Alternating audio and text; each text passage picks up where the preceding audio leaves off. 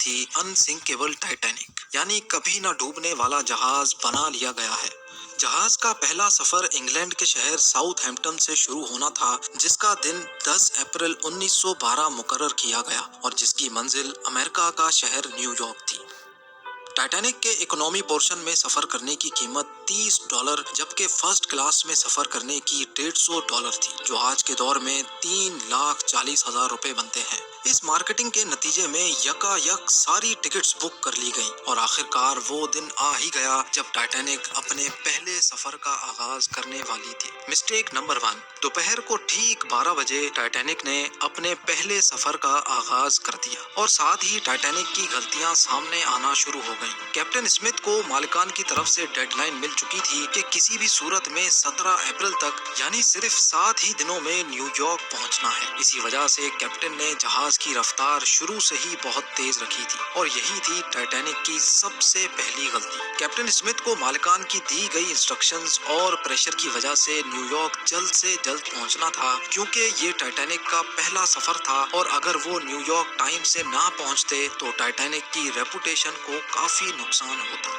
दुनिया की कोई भी गाड़ी हो, मशीन या फिर जहाज, उनके कई ऑपरेटिंग प्रोसीजर्स होते हैं, जिनमें स्पीड लिमिट भी इन प्रोसीजर्स का एक पार्ट होता है और वो पार्ट टाइटैनिक के सफर के आगाज में ही वायोलेट किया गया था। थोड़ी ही देर में जहाज साउथहैम्पटन के पोर्ट को इतना पीछे छोड़ गया कि अब दूर दूर तक नीले समंदर के अलावा कुछ नजर नहीं आ रहा था।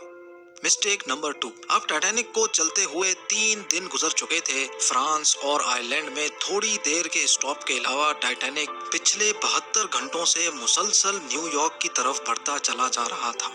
ये 14 अप्रैल 1912 की शाम थी। समंदर पर हर तरफ खामोशी और धुंध छाई हुई थी, जिसकी वजह से विजिबिलिटी भी काफी कम हो चुकी थी। उसी रात एक और बहरी जहाज जो कि टाइटैनिक से कुछ घंटे ही आगे था, उसके कैप्टन ने वायरलेस पर टाइटैनिक को समंदर पर तैरती हुई चट्टानें यानी आइसबर्ग्स के बारे में वार्निंग दी थी। एक्सपर्ट्स का मानना है कि ये वार्निंग कम से कम भी 6 बार दी गई थी, लेकिन वायरलेस ऑपरेटर्स की कोताही की वजह से इंतहाई इंपॉर्टेंट वार्निंग्स इनसे मिस हो गई। उनके लिए शायद ये नॉर्मल बात थी, लेकिन यही थी टाइटैनिक के अमले की दूसरी गलती, क्योंकि टाइटैनिक अपने तर्ज का पहला लग्जरी जहाज था और इसमें कई वीआईपीज भी मौजूद थे। इसी वजह से ज्यादातर टाइटैनिक का अमला फर्स्ट क्लास पैसेंजर्स की खिदमत में मसरूफ था। अगर इन वार्निंग्स को सीरियस लिया जाता तो आगे का पूरा सीन ही अलग होता। Mistake number 3। जहाज की स्पीड भी ज्यादा थी और उनसे एक बहुत इंपॉर्टेंट वार्निंग भी मिस हो चुकी थी। टाइटैनिक अब तेजी से इंतहाई बेखौफ अंदाज में आइसबर्ग की रेंज में बढ़ता चला जा रहा था, लेकिन अभी भी टाइटैनिक को हादसे से बचाया जा सकता था, क्योंकि जहाज के पहरेदार अलर्ट थे, जो किसी भी आइसबर्ग की इत्तला दूर से देखने पर ही कैप्टन को देने के लिए रेडी थे। लेकिन दूर से देखने के लिए इनके पास एक चीज मौजूद ही नहीं थी और वो चीज थी दूरबीन। जी हाँ, पहरेदार अलर्ट तो थे, लेकिन वो आइसबर्ग को दूरबीन ना होने की वजह से दूर से नहीं देख सके और यही थी टाइटैनिक की तीसरी गलती। आइसबर्ग की खबर कैप्टन स्मिथ को उस वक्त हुई जब जहाज के पहरेदारों ने खबर दी कि जहाज के बिल्कुल सामने एक फुटबॉल फील्ड की साइज जितना आइसबर्ग है। लेकिन अब बहुत देर हो चुकी थी, क्योंकि आइसबर्ग इंतहाई करीब आ चुका था। Mistake number 4। क्योंकि अटलांटिक ओशन में अक्सर शिप्स को ऐसे आइसबर्ग्स का सामना करना पड़ता है जिसको बड़े बड़े बहरी जहाज आराम से हैंडल कर लेते हैं। शायद कैप्टन स्मिथ ने भी यही सोचा था। आइसबर्ग की खबर मिलते ही कैप्टन स्मिथ ने जहाज के इंजन बंद करने का हुक्म दिया और साथ ही टाइटैनिक का रुख बदलने का भी ऑर्डर दिया। बेशक कैप्टन स्मिथ ने आइसबर्ग से बचने की बहुत कोशिश की, लेकिन फासला इतना कम रह गया था कि कुछ भी करना फजूल साबित हुआ। आइसबर्ग अब टाइटैनिक के सेंटर से टकरा चुका था, लेकिन टाइटैनिक के अभी भी बचने की काफी उम्मीद बाकी थी।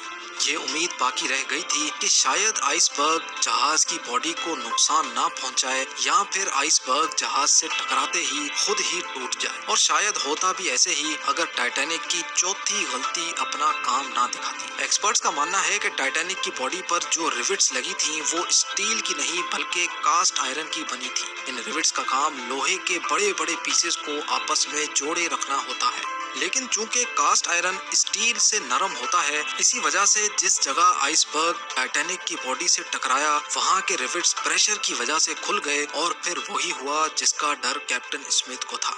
مسٹیک نمبر 5، ٹائٹینک کی ٹکر ایک فٹ بال فیلڈ جتنے بڑے آئس برگ سے ہو چکی تھی اور اب جہاز کے نچلے حصے میں پانی بھرنا شروع ہو چکا تھا۔ اس خطرناک تصادم نے پورے عملے اور پیسنجرز کو الرٹ کر دیا تھا اور ساتھ ہی جہاز میں موجود ٹائٹینک کے مالک جوزف بروس کو بھی۔ بے شک ٹائٹینک میں پانی بھرنا شروع ہو گیا تھا، لیکن ابھی بھی ٹائٹینک کے بچنے کی امید باقی تھی، کیونکہ ٹائٹینک کو ایسے ڈیزائن کیا گیا تھا کہ اگر اس کے 3 فلورز میں پانی بھر بھی جائے پھر بھی یہ نہیں ڈوب سکتا۔ لیکن بدقسمتی تھی اس جہاز کی کہ 3 فلورز کو کراس کر کے پانی اب 4تھے فلور تک جا پہنچا تھا۔ اب معاملہ ہاتھ سے نکل چکا تھا۔ ٹائٹینک آہستہ آہستہ اوشن میں ڈوبتا جا رہا تھا۔ اب جہاز کی فکر کیے بغیر اس میں موجود پیسنجرز کی جان بچانے کا وقت آ چکا تھا۔ کیپٹن اسمتھ نے ریڈیو پر ایمرجنسی الرٹ جاری کر دیا۔ جب تک کوئی مدد کے لیے آتا تب تک پیسنجرز کو لائف بوٹس میں شفٹ کرنے کا پلان کیا گیا، لیکن اس موقع پر 5ویں غلطی نے اپنا کام دکھا دیا۔ جی ہاں، جہاز میں ٹوٹل 32 لائف بوٹس کی جگہ تھی، لیکن کوتاہی کی وجہ سے صرف 20 بوٹس ہی رکھی گئی تھی۔ پیسنجرز تھے 1500 اور بوٹس تھی صرف 20۔ مسٹیک نمبر 6، ہر طرف افراتفری کا عالم تھا اور ہر شخص ان چند گنی چنی کشتیوں میں سوار ہونا چاہتا تھا۔ 12:45 پر پہلی ایمرجنسی کشتی سمندر میں اتاری گئی، لیکن یہاں ہوئی ایک اور چھٹی غلطی۔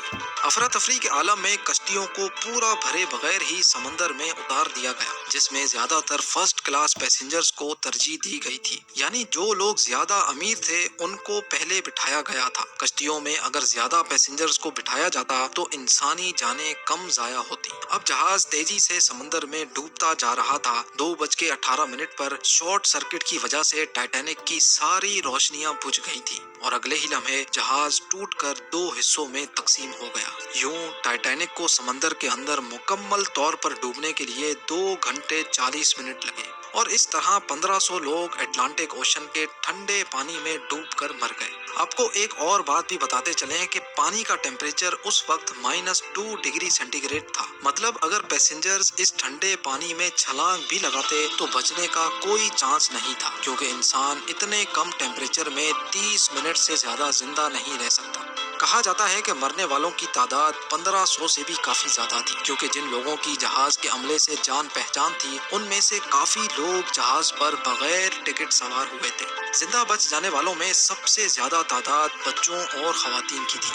دوسری طرف کیپٹن اسمتھ تھا جو سارا وقت لوگوں کی جان بچانے میں لگا رہا، اور وہ آخری آدمی تھا جس نے ڈوبتے جہاز سے چھلانگ لگائی تھی۔ امید ہے زیم ٹی وی کی یہ ویڈیو بھی آپ بھرپور لائک اور شیئر کریں گے۔ آپ لوگوں کے پیار بھرے کومنٹس کا بے حد شکریہ۔ ملتے ہیں اگلی شاندار ویڈیو میں۔